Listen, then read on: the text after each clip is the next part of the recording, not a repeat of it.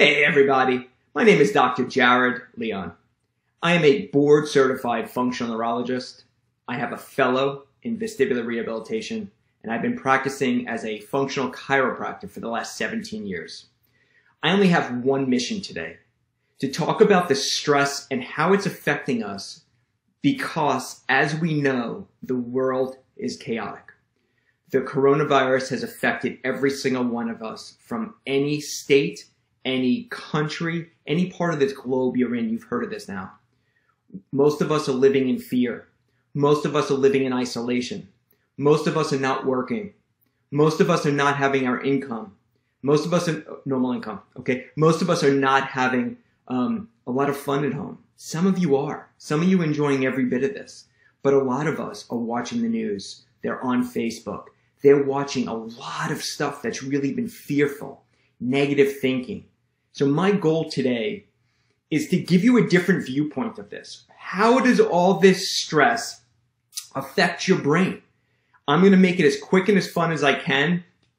And literally I can give you a 3-hour class on this, but I know that's not what Facebook is going to offer us today. And I know we can only give so much as far as time and energy. So with that, I thank you for joining me, and let's get started. So there's two basic concepts, right, of stress. And that's kind of what we all look like on days. Some days we look happy, some days we don't. But there are two basic concepts.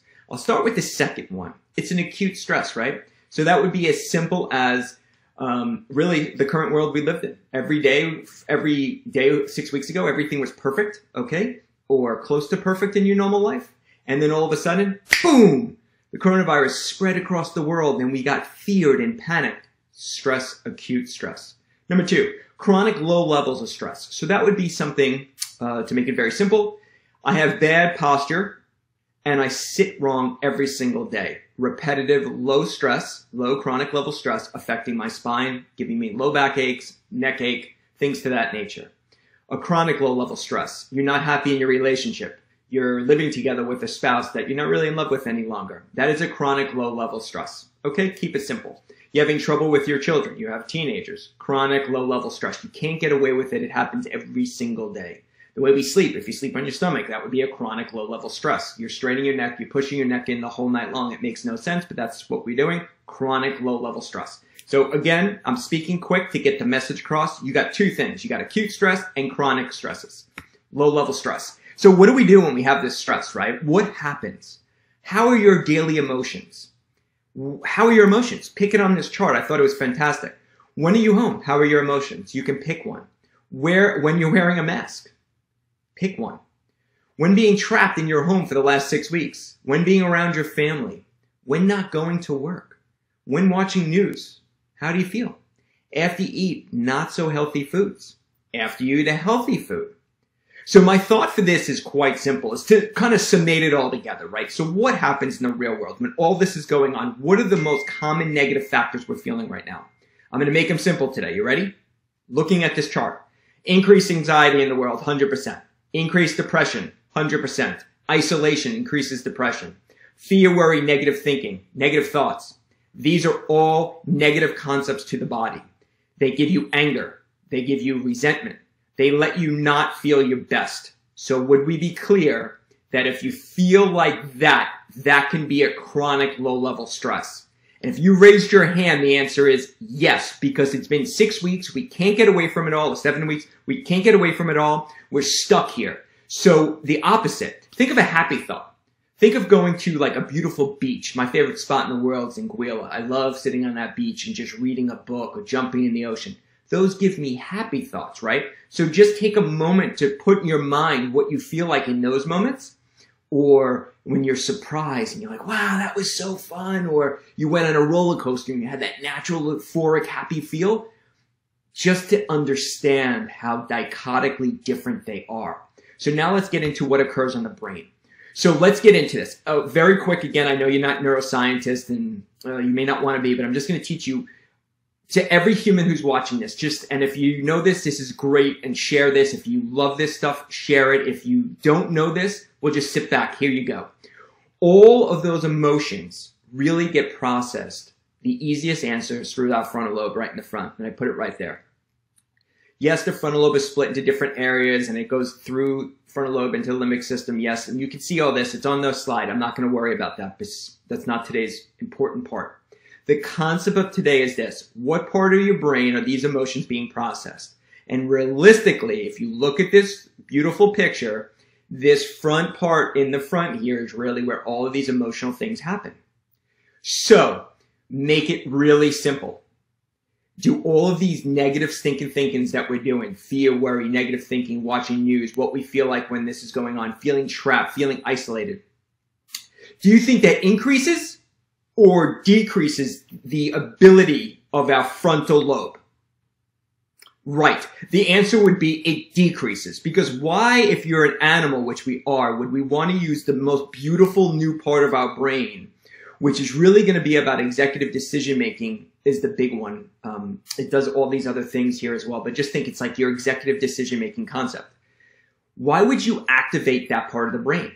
It's not so much needed. Right now we're in a survival mechanism through this massive stress, right? So you're going to use older parts of the brain, more like evolutionary animals, because there's no sense in using this new part of the brain. That's all we're going to talk about on this slide. I want you to understand that, okay? The frontal lobe is again listed right here. This beautiful part that's like lit up in this pink orange. So that's the frontal lobe. The M, the P, and the M on the bottom, which if I had a pointer, I'd show it to you, but you see them, I labeled it. The top M is the mesencephalon. This is all your brainstem. The next piece is your pons, and the next piece is the medulla. All I need you to understand, that's part of a highway, and I'm going to explain that in a minute because it's super important to understand this on a brain model. Because remember, stress will affect the brain.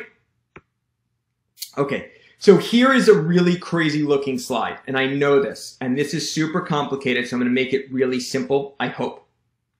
Okay, the red, let's look at the left side, okay? The mesencephalons, that, don't worry what it means, it just means your brainstem, okay?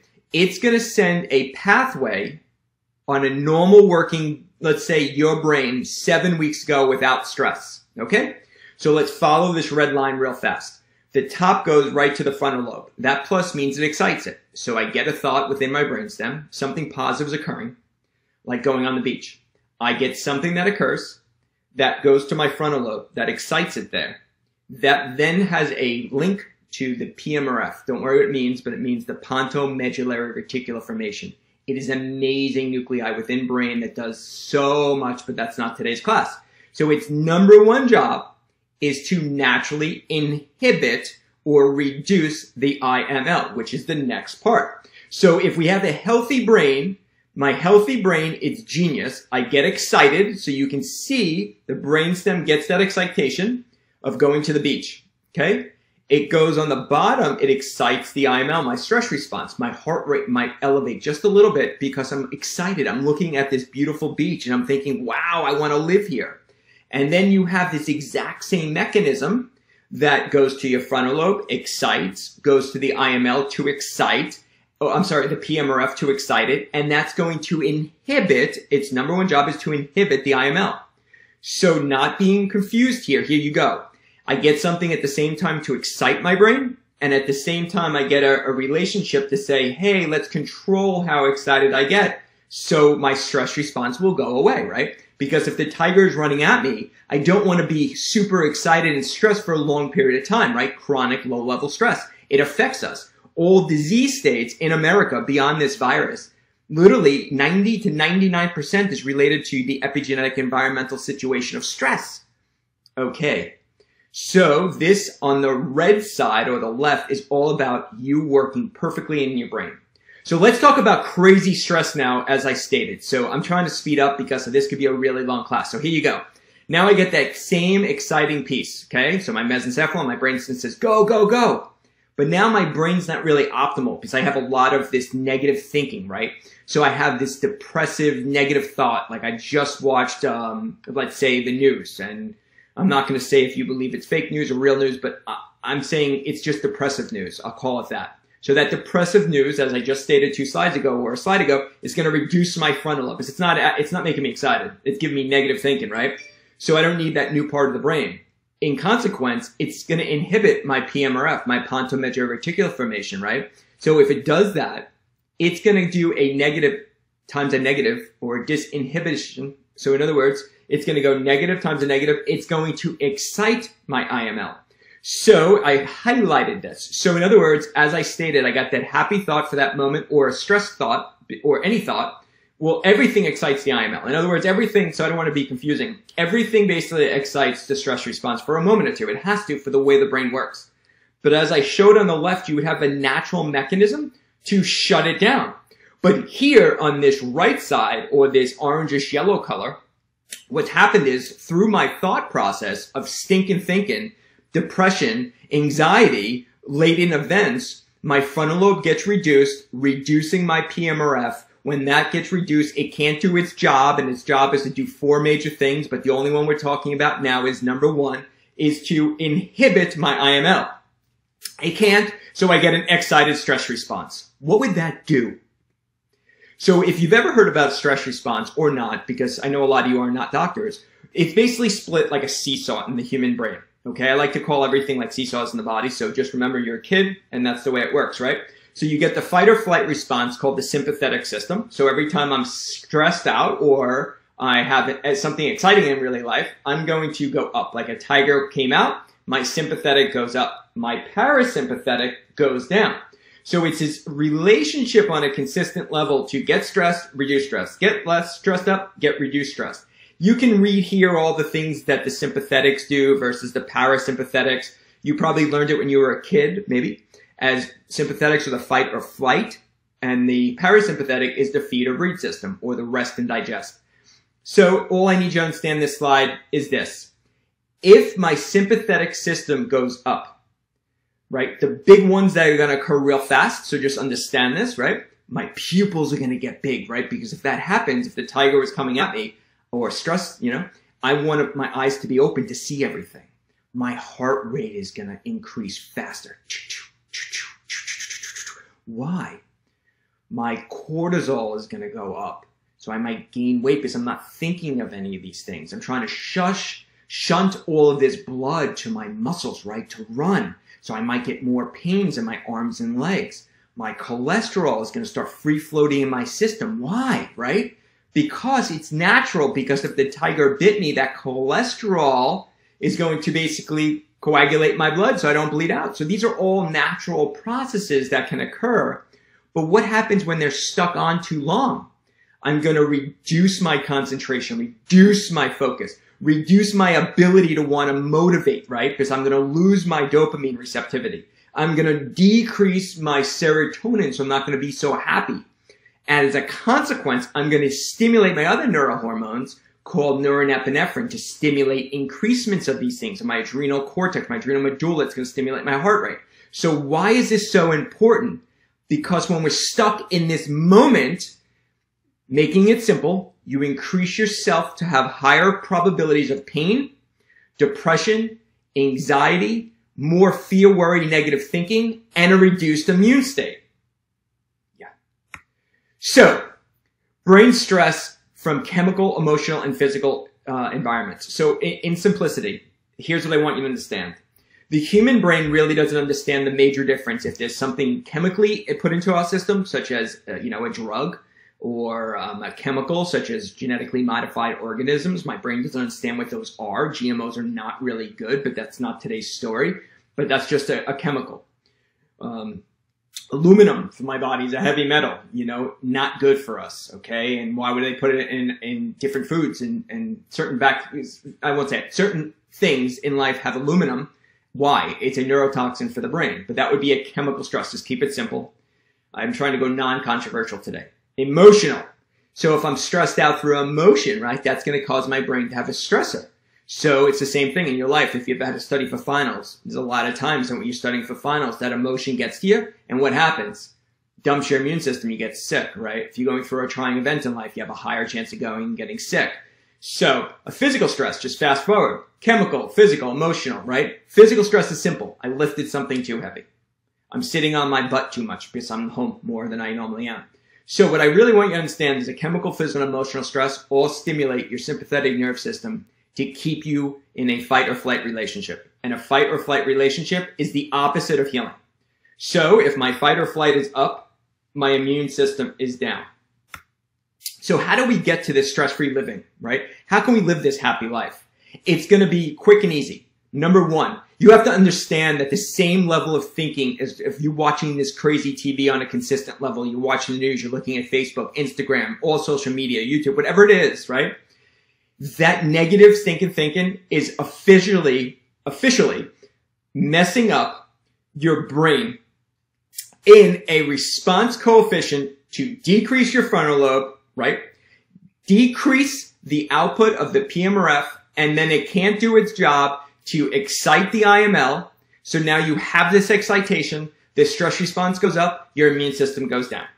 So now you're at a risk, okay, of increased depression, increased anxiety, increased cholesterol, increased heart problems, right? Increased blood pressure problems. Sounds like America, right? Increased weight gain, increased negative thinking again, increased mood swings, increase the probability of continual sickness. So how do we turn this around? Number one, you got to think with happier thoughts. Number one, thinking happy thoughts is huge in your healing every day. Number two, you must work out or move, do some kind of positive exercise, right? That will be stimulation of the frontal lobe. All these things that I just said stimulate your frontal lobe to make that other side work better. So if I stimulate my frontal lobe of a healthy brain, I will stimulate the pontomedullary reticular formation to do its job to inhibit the stress response of the IML. Now that's super important.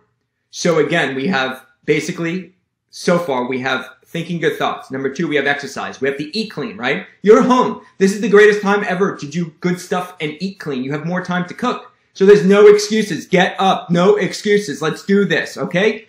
Four, we must rest and relax at a good level. That's pretty simple at this point. Everyone's sitting around all the time. But I mean, you only rest and relax when needed. It doesn't mean sit down all day. That's overkill, okay? Everything is within moderation.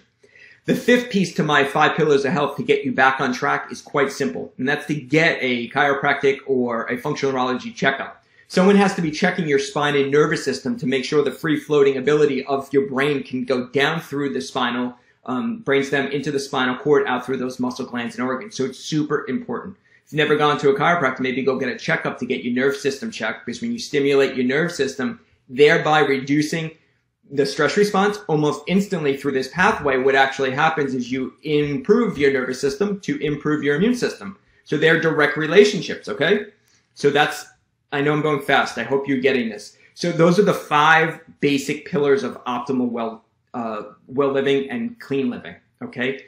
Meditate, pray. Those are fantastic things, right? But what is that part of? That's really part of the positive mental attitude or thinking positive thoughts. So in summation, we have to get away from the way we've been thinking every single day, because all it's doing is setting up a actual safety pin cycle to keep you in pain, keep you sick, keep you depressed, keep you feeling anxious. That's not living. I want to be this picture. So if you want to be like this, I can't magically say do this, but this is easy enough, man. Just take a snooze from all of the social media for a minute.